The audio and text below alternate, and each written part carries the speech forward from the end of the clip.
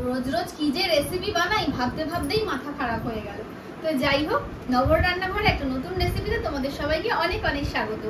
তো অনেক ভেবে ভাবলাম যে একটা চিকেনের রেসিপি করব, কিন্তু খুব সহজে। আর তোমরা আমার সাথে পুরো রেসিপিটা দেখতে থাকো আর জানিও যে কতটা ইজি চিকেনের রেসিপিটা। তো চলো সোজাসুজি রান্নায় যাই।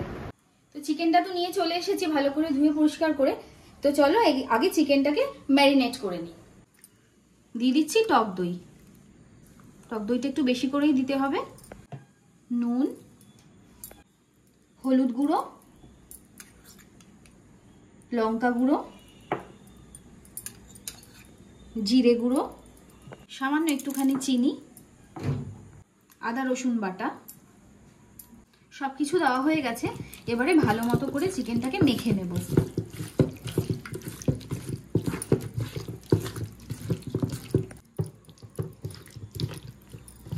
চিকেন ভালো করে মাখা হয়ে গেছে। এবার এভাবেই চিকেনটাকে ঢেকে আধ ঘন্টা রেখে দেব। তেল গরম হয়ে গেছে, এবার তেলের মধ্যে ফোড়ন দিয়ে দেব। শুকনো লঙ্কা, তেজপাতা আর দারচিনি দিয়ে দিলাম। এবারে দিয়ে দিচ্ছি স্লাইস করে কেটে রাখা পেঁয়াজ।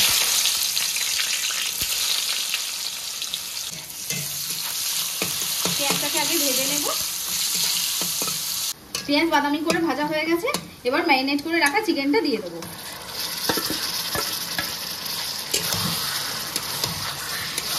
এবার ভালো করে পেঁয়াজের সাথে চিকেনটাকে কষতে থাকবো। চিকেনটাকে এবারে এইভাবেই ঢাকা দিয়ে দিয়ে কষতে থাকবো।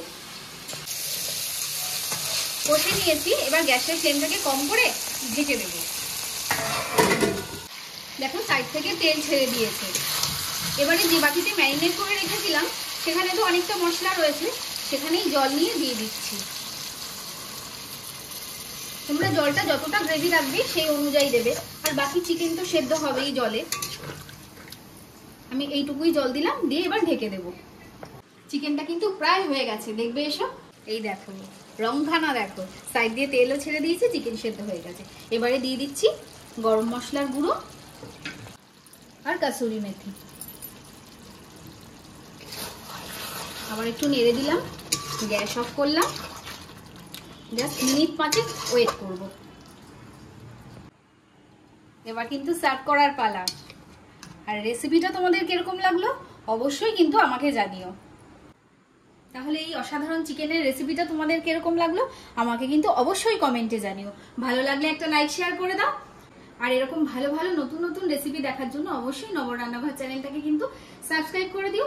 তো সবাই সুস্থ থেকো, ভালো থেকো আর খেতে থাকো, খাওয়াতে থাকো। দেখা হচ্ছে অন্য একটা রেসিপির সাথে অন্য আরেকদিন। টাটা।